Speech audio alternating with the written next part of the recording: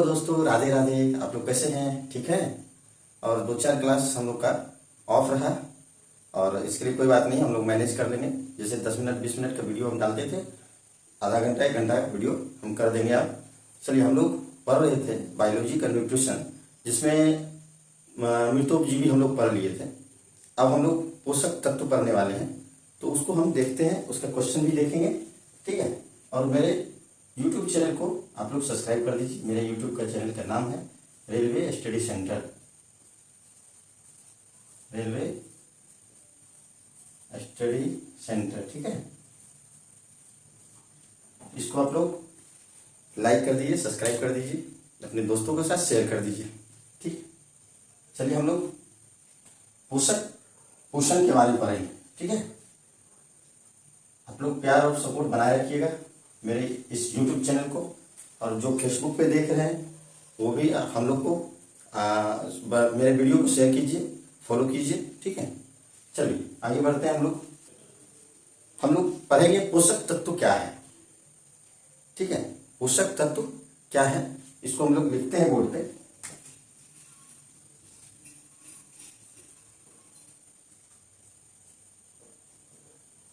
पोषक तत्व क्या है। ठीक है। आपको क्वेश्चन में पूछेगा पोषक तत्व क्या है।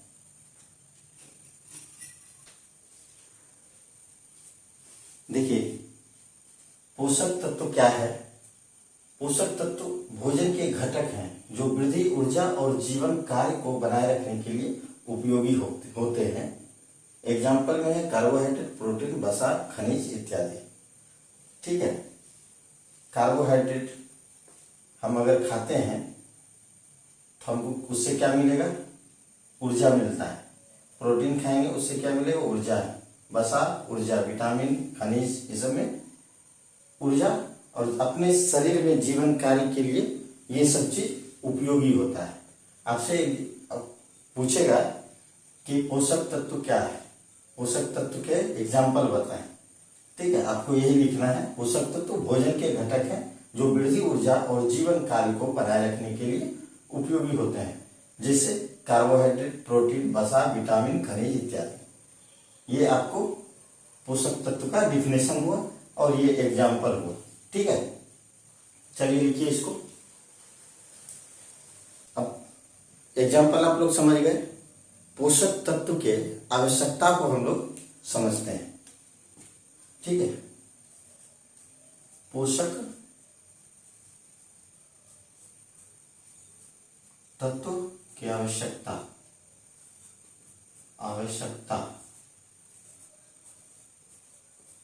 हम लोग इसको समझते हैं क्या है।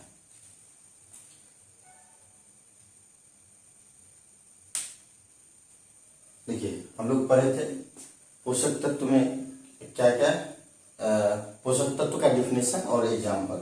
अब पोषक तत्व की आवश्यकता क्या क्या है।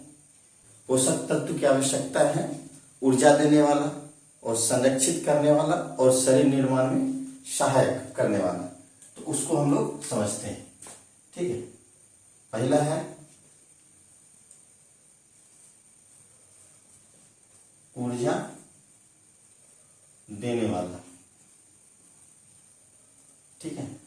दूसरा है संरक्षित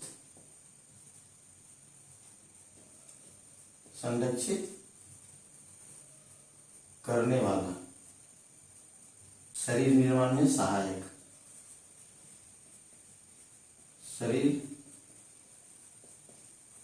निर्माण में सहायक, ये 3 है। ठीक है। ये 3 है।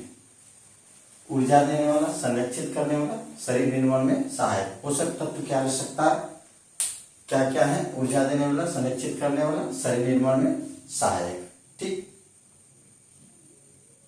अब ऊर्जा देने वाला, इसमें कौन सा प्रोटीन, विटामिन जो भी है, ये सब को हम लोग लिखते हैं। ठीक है। ऊर्जा कौन देगा? कार्बोहाइड्रेट। ऊर्जा कौन देगा?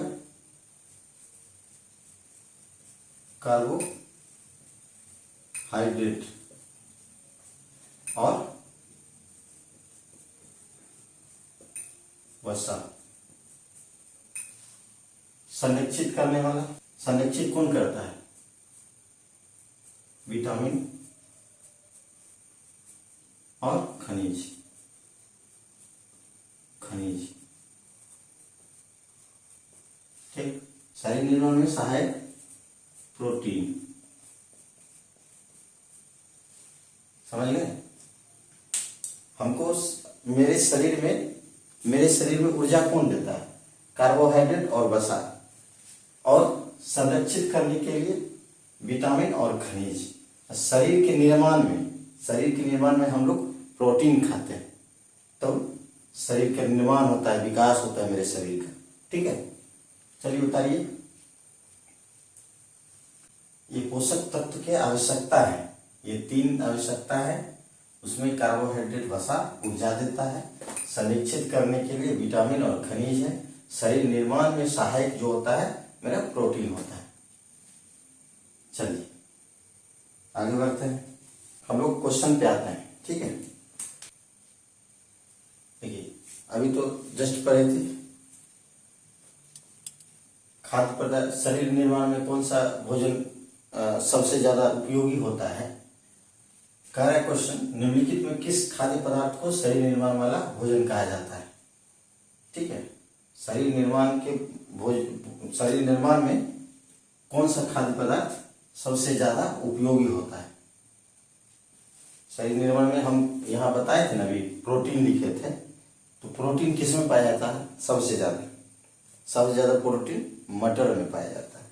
तो निम्नलिखित में किस खाद्य पदार्थ को शरीर निर्माण वाला भोजन कहा जाता है। तो हम लोग क्या लिखेंगे? प्रोटीन से भरपूर, प्रोटीन से भरपूर, प्रोटीन से भरपूर भोजन जैसे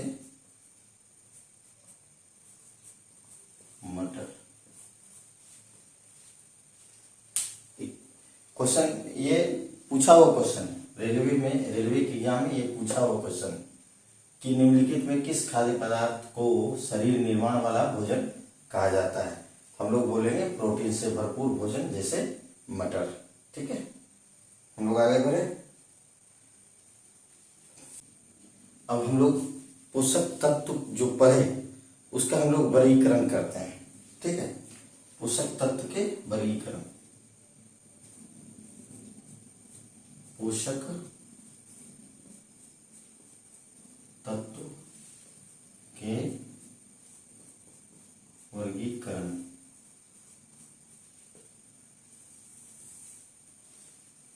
पोषक तत्व के वर्गीकरण, पोषक तत्व के वर्गीकरण में 2 वर्गीकरण होते हैं। 2 जैसे एक है आप पढ़े हुए मैक्रो और माइक्रो, उसके विषय में हम लोग जानते हैं। एक होता है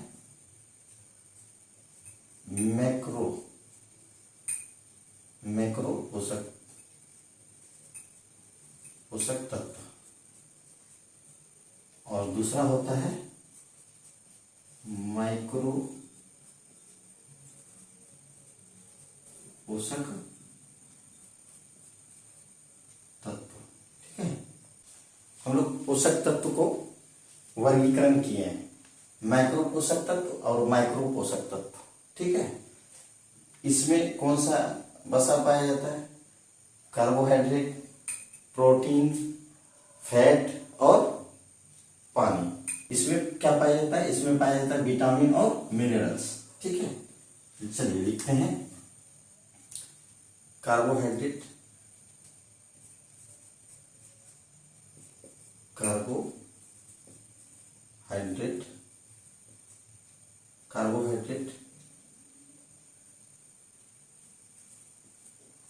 फैट, प्रोटीन और जल।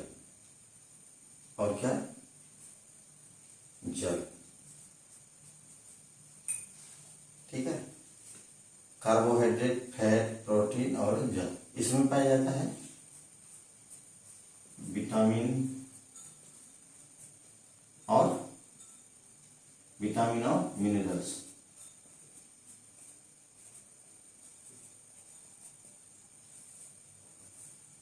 ठीक है।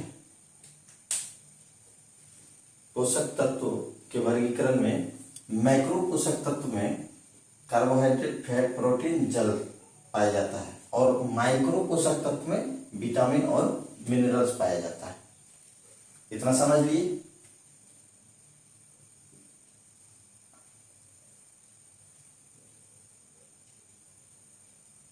चलिए बढ़े आगे, इसको लिख लीजिए। आपसे पूछेगा कि निम्नलिखित में से क्या मैक्रो पोषक तत्व में नहीं पाया जाता है। आप लोग इसमें ध्यान दीजिएगा, निम्नलिखित में से क्या मैक्रो पोषक तत्व में नहीं पाया जाता है। आप लोग देख लीजिए इसको अच्छे से। हम क्वेश्चन लिखेंगे, चलिए आगे बढ़ते हैं।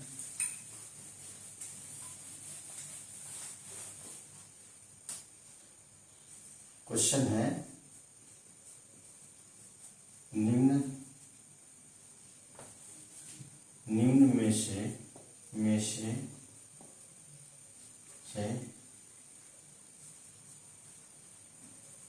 मैक्रो पोषक तत्व में क्या नहीं पाया जाता है, नहीं पाया जाता है। ठीक है, आप लोग इसको क्या देंगे। अभी जस्ट आप लोग पढ़े हैं कि पोषक तत्व के वर्गीकरण में दो पोषक तत्व के वर्गीकरण में दो पोषक तत्व हैं, मैक्रो और माइक्रो। तो मैक्रो में क्या क्या पाया जाता है। मैक्रो में कार्बोहाइड्रेट है, फैट है, प्रोटीन है और जल है। और माइक्रो पोषक तत्व में क्या पाया जाता है। माइक्रो पोषक तत्व में विटामिन और मिनरल्स पाया जाता है। ठीक है, हम पूछे हैं कि मैक्रो पोषक तत्व में क्या नहीं पाया जाता है। मैक्रो पोषक तत्व में विटामिन नहीं पाया जाता है। विटामिन किस में पाया जाता है, माइक्रो पोषक तत्व में। मैक्रो पोषक तत्व में विटामिन नहीं पाया जाता है, विटामिन नहीं पाया जाता है, पाया जाता है। ठीक है, और आपसे इसी जगह पूछ देंगे, दूसरा क्वेश्चन पूछेंगे कि निम्न में से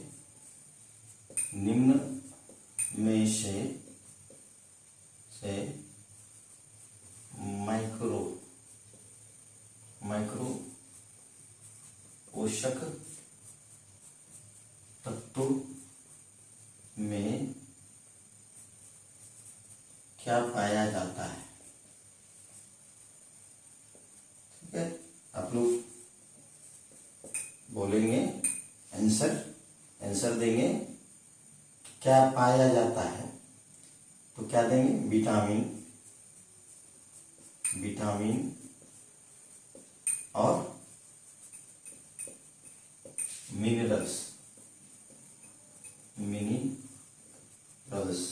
ठीक है, माइक्रो पोषक तत्व में विटामिन और मिनरल्स पाया जाता है। मैक्रो पोषक तत्व में क्या नहीं पाया जाता, तो विटामिन नहीं पाया जाता। ठीक, चलिए आगे बढ़ते हैं। अच्छा, कार्बोहाइड्रेट का कार्य के बारे में आप लोग पढ़े होंगे। वो कार्बोहाइड्रेट का कार्य क्या है अपने शरीर में, मनुष्य के शरीर में कार्बोहाइड्रेट का कार्य क्या है। तो आप लोग क्या जवाब देंगे, कमेंट कीजिएगा। कार्बोहाइड्रेट शरीर में ऊर्जा प्रदान करता है। कार्बोहाइड्रेट का कार्य क्या है, कार्बोहाइड्रेट का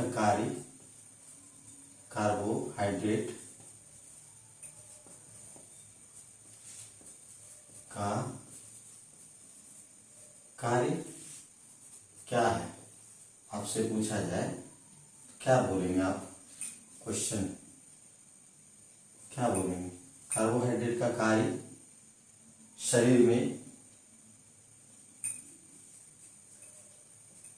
कार्बोहाइड्रेट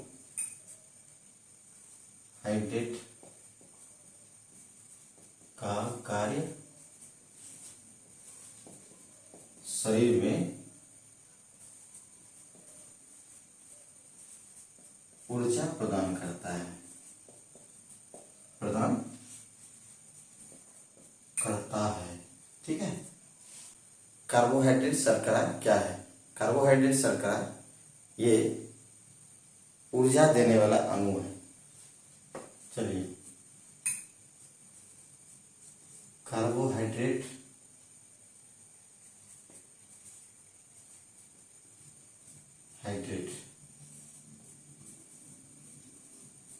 शर्करा,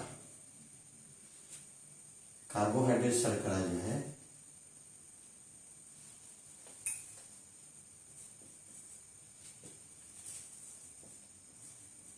शरीर में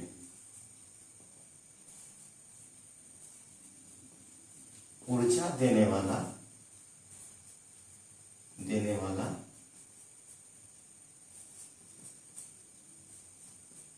अणु है। ठीक है। कार्बोहाइड्रेट शर्करा शरीर में ऊर्जा देने वाला अणु है। कार्बोहाइड्रेट शर्करा शरीर में ऊर्जा देने वाला अणु है। लिखिए इसको। अगर मनुष्य 1 ग्राम कार्बोहाइड्रेट लेता है, उससे 4 किलो कैलोरी ऊर्जा प्राप्त होता है। ठीक है। लेकिन हम लोग के दैनिक जीवन में 300 किलो कैलोरी ऊर्जा का आवश्यकता होता है। ठीक है। आप लोग समझिए कि अगर 1 ग्राम कार्बोहाइड्रेट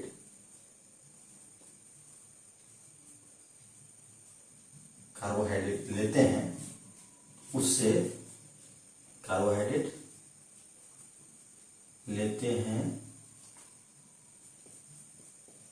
तो उससे 4 किलो कैलोरी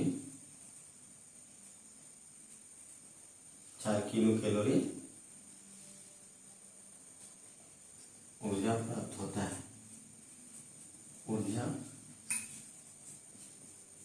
प्राप्त होता है। लेकिन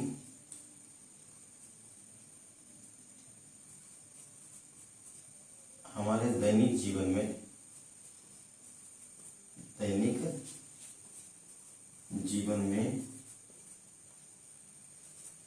300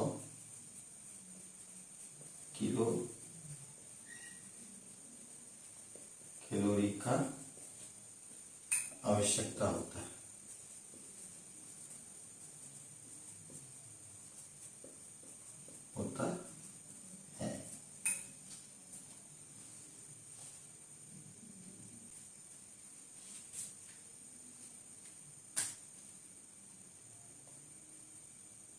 चार ग्राम है,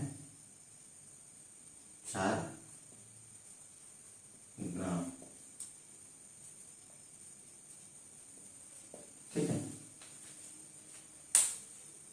अगर हम 1 ग्राम कार्बोहाइड्रेट लेते हैं तो उसमें हमको 4 ग्राम कैलोरी ऊर्जा प्राप्त होता है, लेकिन हमारे दैनिक जीवन में 300 ग्राम कैलोरी ऊर्जा का आवश्यकता होता है। ठीक है। इसको उतारिए। हम लोग पढ़ेंगे कार्बोहाइड्रेट के स्रोत। कार्बोहाइड्रेट हम लोग किस में हम लोग को मिलता है, अनाज में, फल में, हाँ, उसके विषय में हम लोग पढ़ेंगे। चलिए इसको मिटा दे रहे हैं, आगे बढ़ते हैं। कार्बोहाइड्रेट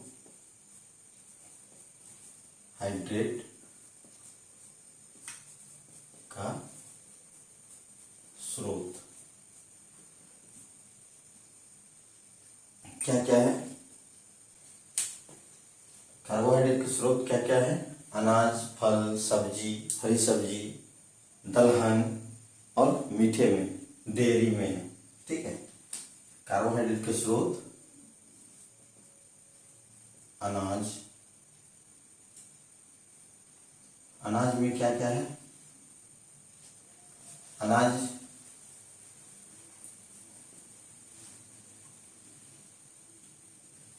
अनाज में चावल, गेहूं और जौ में। ठीक है, अनाज हो। अब चलिए फल में, फल में क्या क्या है? फल में सेब,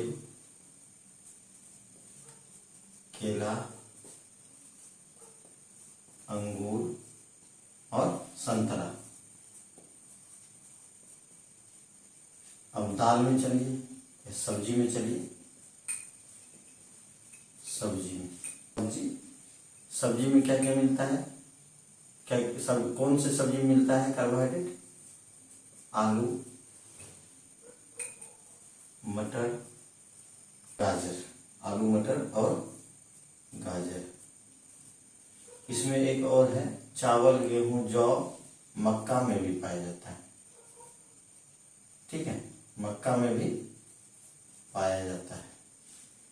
सब्जी में है आलू, मटर, गाजर, इसमें कार्बोहाइड्रेट पाया जाता है। अब हम लोग दलहन में, दलहन में क्या किस में पाया जाता है? दाल में, कौन से दाल में?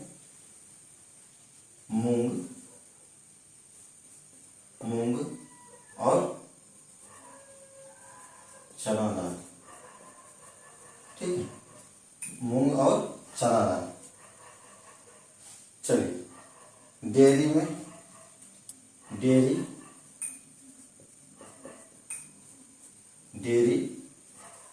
दूध और दही और मीठे खाद्य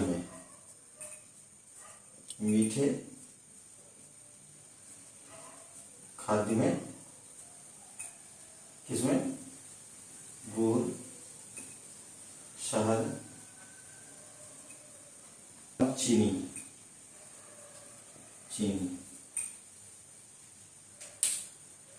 आपसे पूछा जाएगा कार्बोहाइड्रेट का स्रोत कौन कौन है?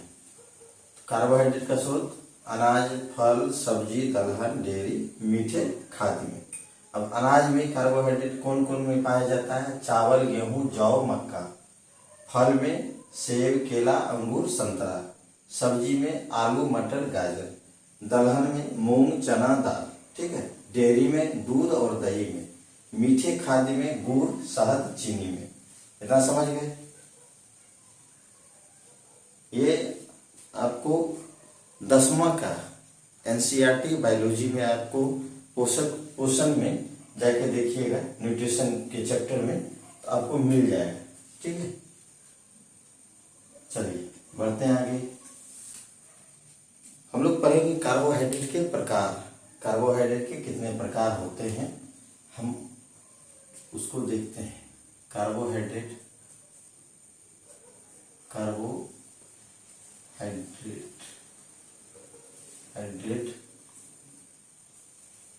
के प्रकार।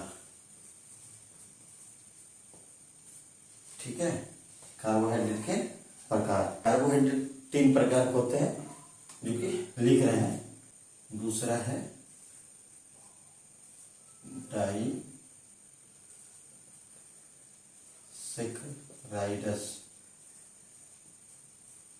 ठीक, और तीसरा है पॉलीसेकेराइड्स।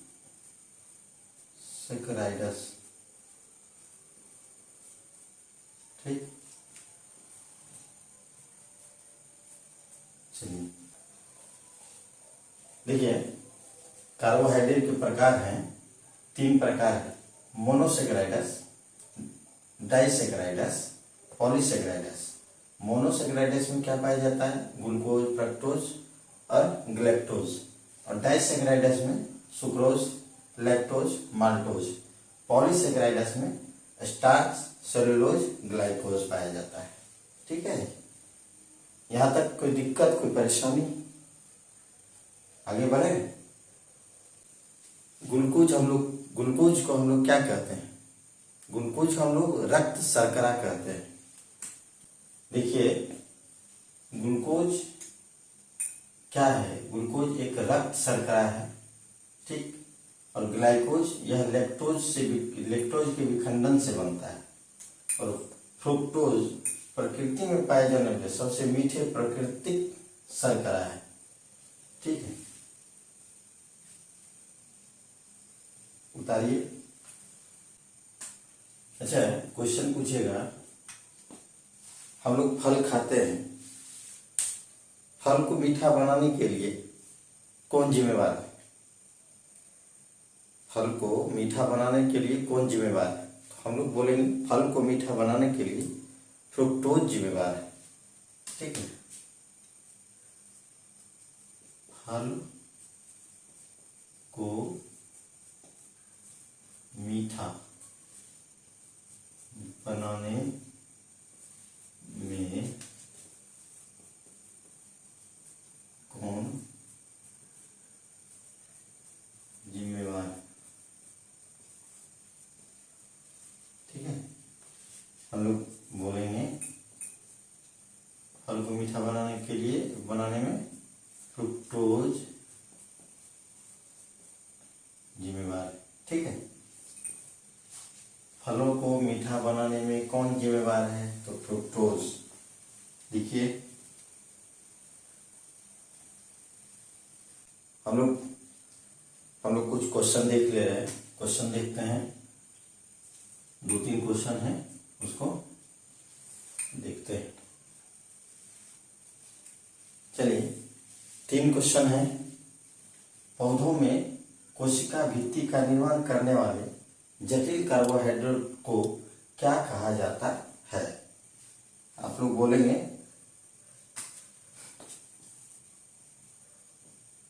आप लोग क्या जवाब देंगे? Answer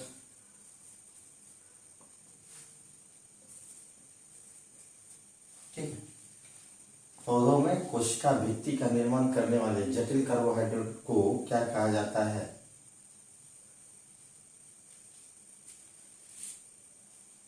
cellulose.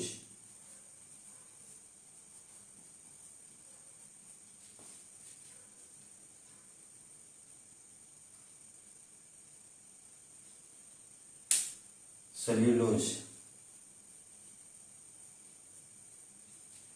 निम्नलिखित में कौन सा शरीर में ग्लाइकोज के रूप में संग्रहित होता है?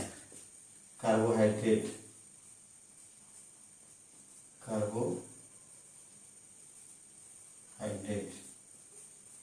ठीक। जो कार्बोहाइड्रेट तुरंत उपयोग नहीं किए जाते हैं उन्हें गैस के रूप में संग्रहित किया जाता है, जो पौधे द्वारा आवश्यकता अनुसार उपयोग किए जाने वाले आंतरिक ऊर्जा भंडार के रूप में कार्य करता है। तो स्टार्च, आप लोग पढ़े हैं स्टार्च, ठीक। सेल्यूलोज, निम्नलिखित कौन सा शरीर में ग्लाइकोज के रूप में संग्रहित होता है?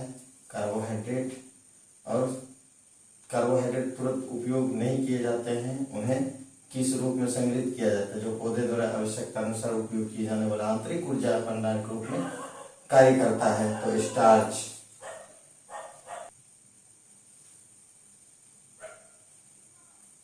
चलिए मिटा दे रहे हैं। आज के लिए बस इतना ही।